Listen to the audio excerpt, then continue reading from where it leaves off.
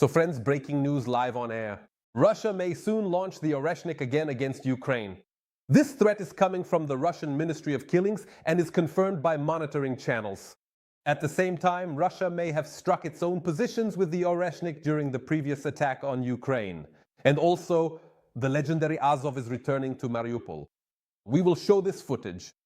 The unit has published a video of strikes on Russian positions in the temporarily occupied city. Meanwhile, Svetlana Tsikhanouskaya is in Kyiv and Lukashenko is throwing a fit in Minsk. Details of the Belarusian opposition leader's visit, and as always, rubrika without comment. Putin's parrot Dugin declared that in Russia, the internet must be earned and distributed in portions. Hello friends, this is the Priscil Project. My name is Volodymyr Timoshenko. Let's get started.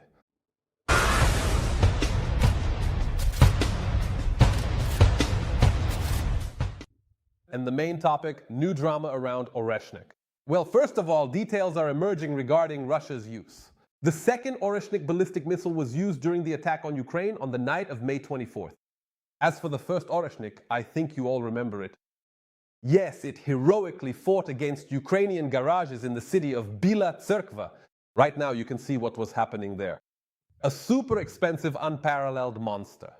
It fights against a garage cooperative in a small town in the Kyiv region. Quite the embodiment of modern Russia, isn't it? Well, okay, but what's more interesting is something else. Right now, all the Telegram channels are writing about this.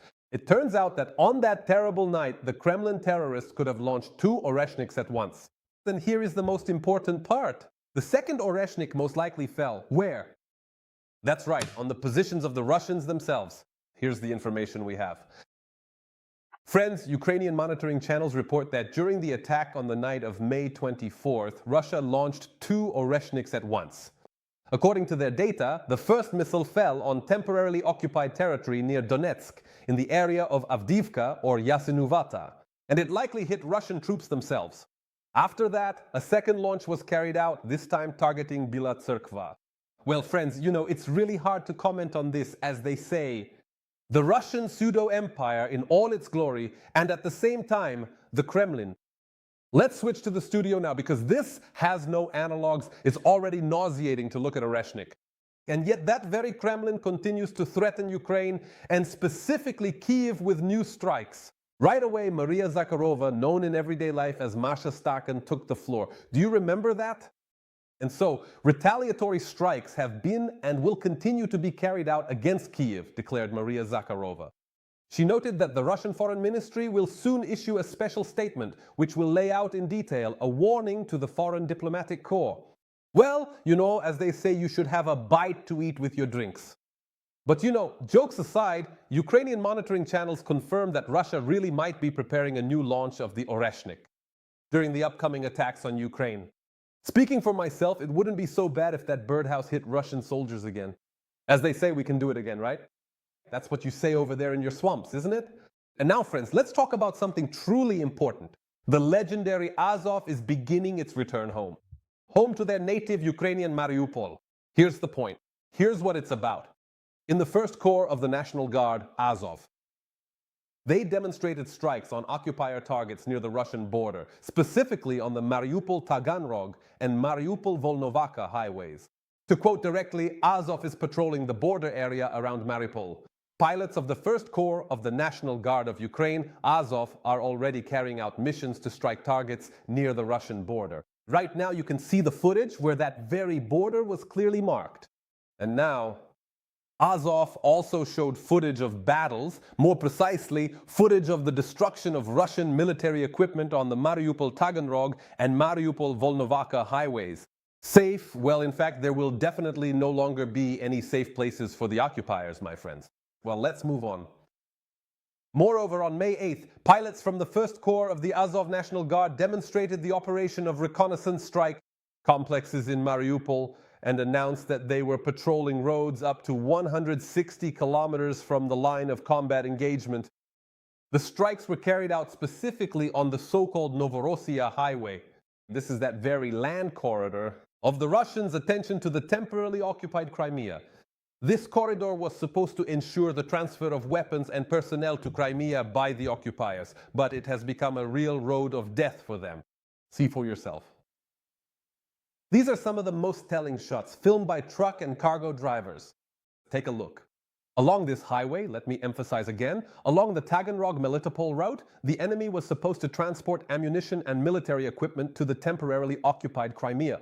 But now this road has become a road of death for the occupiers themselves. Near Melitopol, fuel tankers and military trucks are burning. Melitopol propaganda telegram channels themselves are publishing the aftermath of strikes on the Russian army's logistics. In the footage that has appeared online, you can see completely burned out tankers. Here you see these ruins and trucks on the highway. Melitopol, Mariupol. Russian commentators are complaining. Apparently, what about? Ukrainian drones are striking transport on the supply route and trying to disrupt the logistics of the occupying army. Well, of course, this logistics will be disrupted once and for all, that's clear. And in general, let's talk in more detail about Crimea. More precisely about how the armed forces of Ukraine are bringing it back home. Another round of strikes on Russian military facilities. In particular, in Jankoy, here are the details.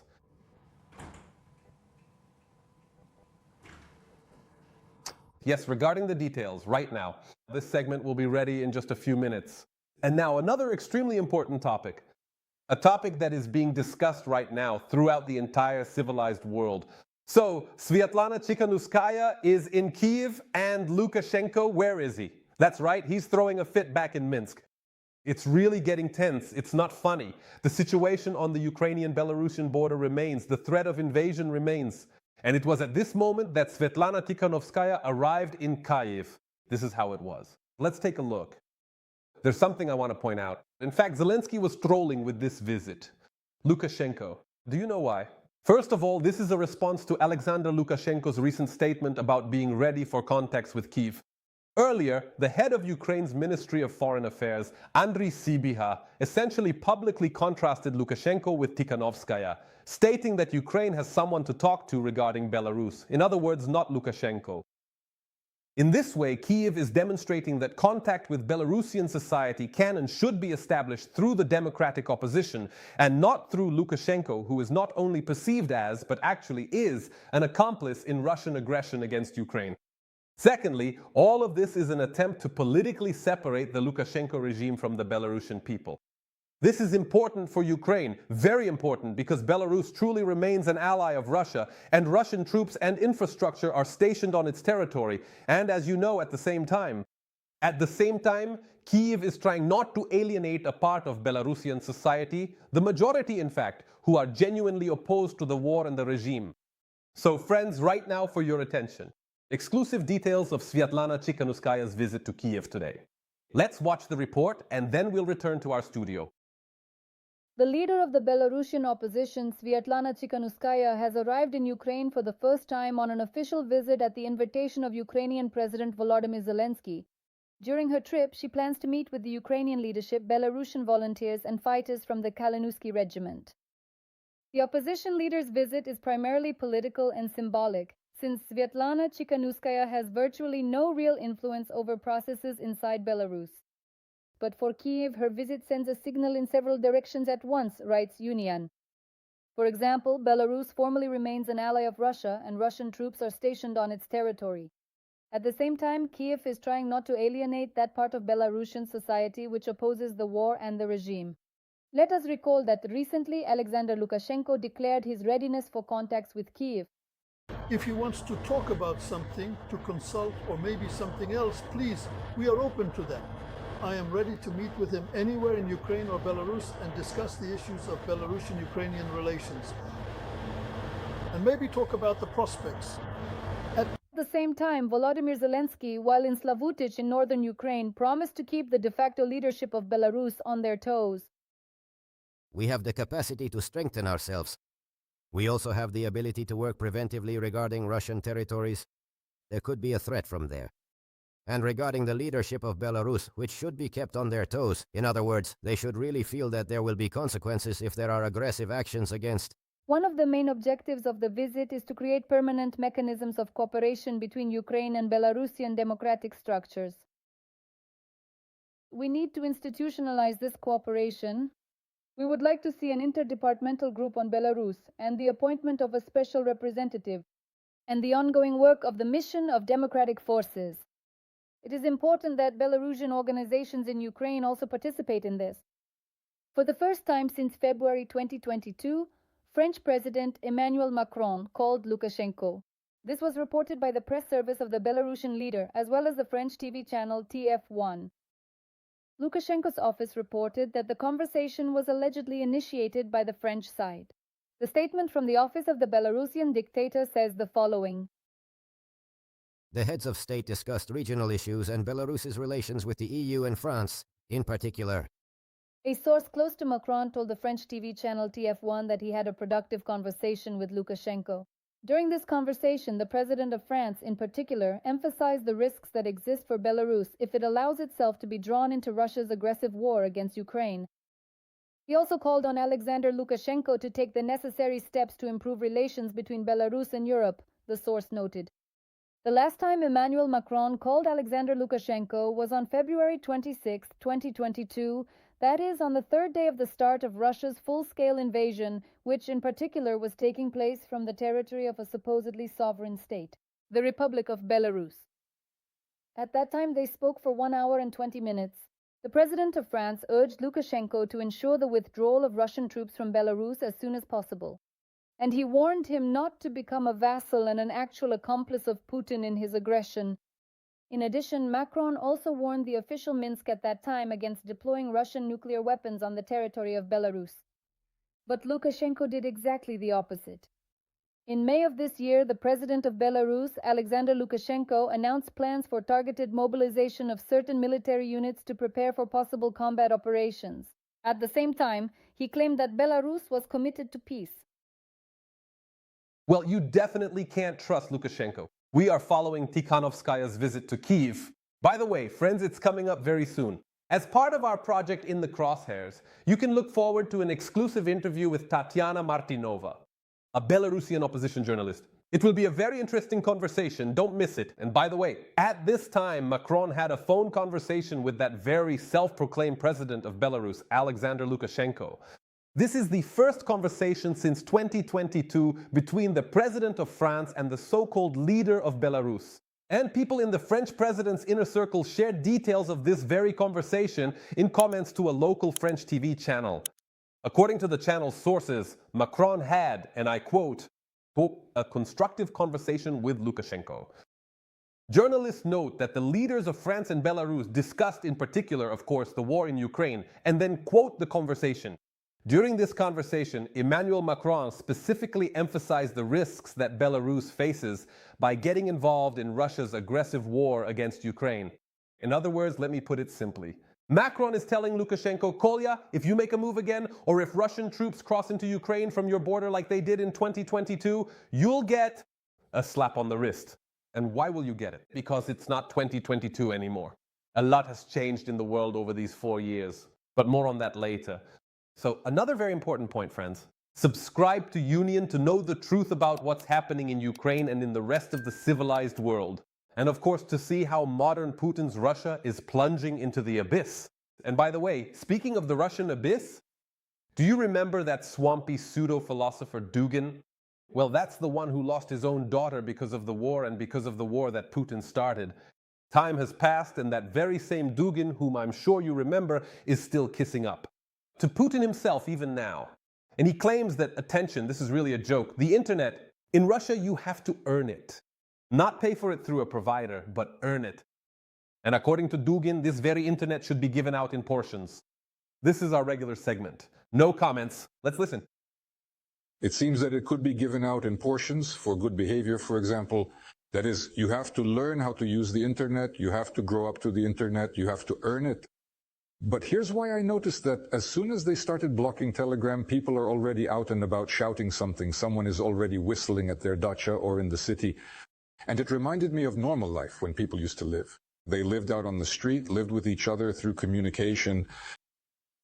We didn't used to chat from different ends of our own house. We would just meet up and discuss important issues. It's just that as we gradually move into the virtual world, we lose ourselves.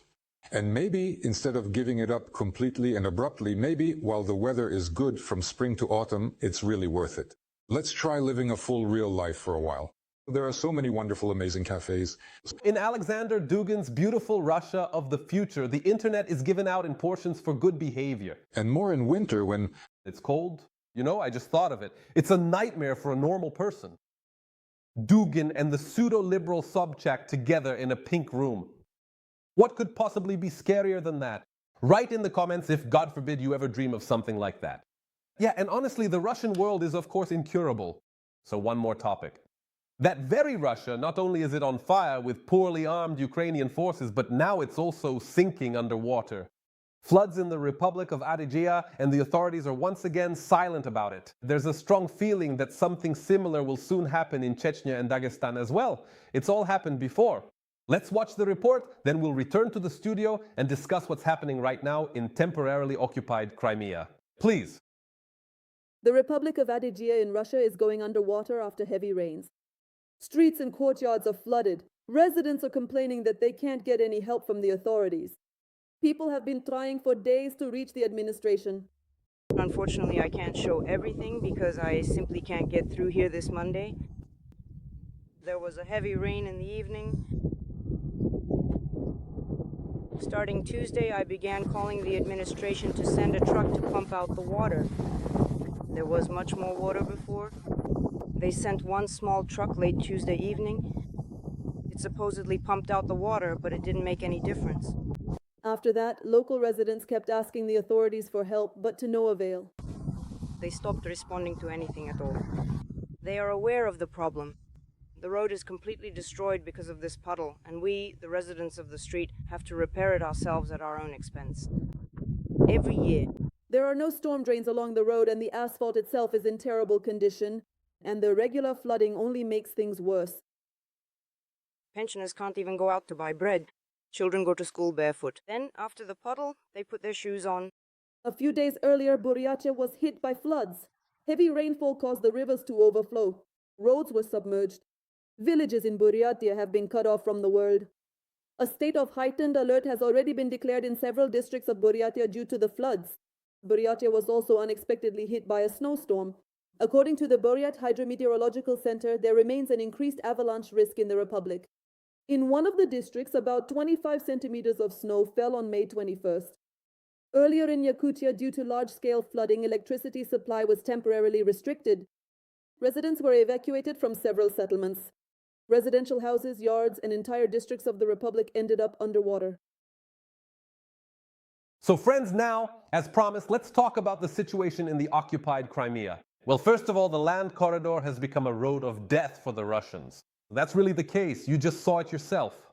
Secondly, the armed forces of Ukraine are regularly depleting Russian air defenses in Crimea, thereby bringing the inevitable return of Crimea to its native Ukrainian harbor ever closer. And the third point, explosions continue on the territory of Russian military facilities.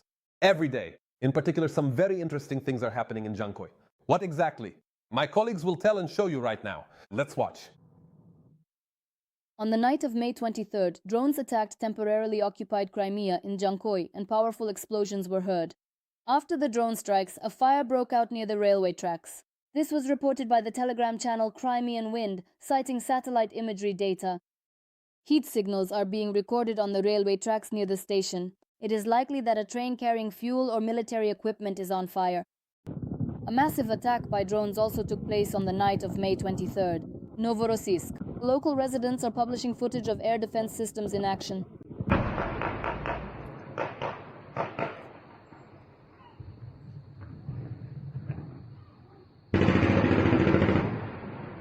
There are reports of a fire at the Grushevaya Balka oil depot and at the Sheskaris oil transshipment terminal, the largest in southern Russia. It handles the reception, storage, and export shipment of oil and petroleum products onto tankers. In the middle of the night, sirens from the warning system for drone and missile threats were sounding. Local residents complained about explosions. Subsequently, the operational headquarters of Krasnodar Krai reported that debris from downed UAVs had fallen in Novorossiysk. Supposedly, it was because of this, and not due to direct strikes, that a fire broke out at the oil depot, where several technical and administrative buildings caught fire. In addition, fragments of drones fell on the territory of the fuel terminal. In Perm-Krai, the city of Gubaka came under drone attack. It is flying. The strike hit the Metafrex chemical plant, one of the largest producers of methanol and chemical products in Russia. The distance from the Ukrainian border to the facility is 1,600 kilometers. The plant produces substances that are used in the manufacture of explosives and weapons components. In Udmurtia, an air raid alert was also declared on the morning of May 23rd. According to the Telegram channel Astro Drones, there may have been an attempt to attack a power substation. Basically right over there in that spot. That is exactly where it was burning. There was a drone threat over there. And in Irkutsk, a Russian scientific center specializing in technologies for the extraction and processing of gold, rare and precious metals caught fire. So friends, as you know, we are working live and news is coming in and being updated every second. We bring you the most up-to-date information about what is happening in the Russian-Ukrainian war. And of course, there is little positivity in the next piece of news. But nevertheless, it is important to know and stay informed. So, the head of the communications department of the Air Force of the Armed Forces of Ukraine, Yuri Ignat, makes the following statement. I will quote. The coming days may be very dangerous and difficult for Ukraine. Russia is preparing a massive attack on Kyiv, while Ukraine, it is experiencing a serious shortage of air defense missiles needed to intercept ballistic targets. Yes, as you can see, we started our broadcast with Zakharova threatening Ukraine with a new strike, and we see that the Ukrainian military leadership is voicing, through people responsible for public relations, unpleasant facts, but it's better to be prepared. Indeed, friends, take care of yourselves and respond to the air raid sirens, because we are dealing with a very cynical, treacherous, and let's be honest, unscrupulous enemy. But we will definitely defeat them anyway. Moreover, as you know, the Russian Federation is in fact falling apart from within. So let's talk about the situation in Chechnya. Who comes after Kadyrov? The eternal question. Well, you know, in Russia, as they say, who is to blame? You know the answer, fools and roads. And who comes after Kadyrov? Another classic question. Putin no longer supports him the way he used to. They have those so-called elections coming up over there in the swamps.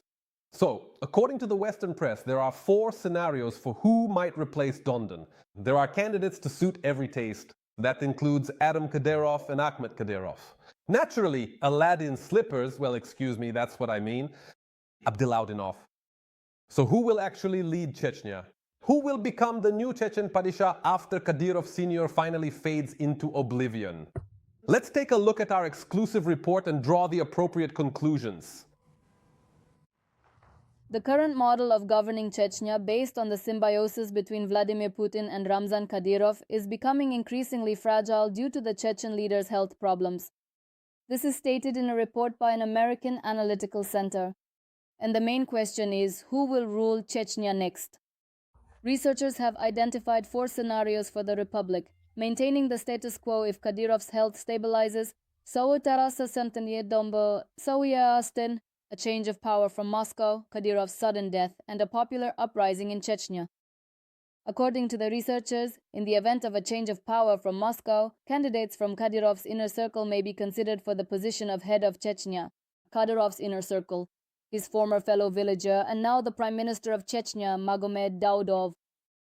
Kadyrov's brother-in-law, former commander of the Akhmat unit known for persecuting the local LGBT community, Abu Zaid Vizmuradov. And Kadyrov's relative, Deputy Adam Delimkhanov. If Putin is sidelined as a result of a split, the elite may place their bets on controllable technocrats. The authors also consider the scenario of a coup in Chechnya and the rise to power of the liberal opposition. As a possible candidate, the civil activist Ruslan Kutayev is mentioned.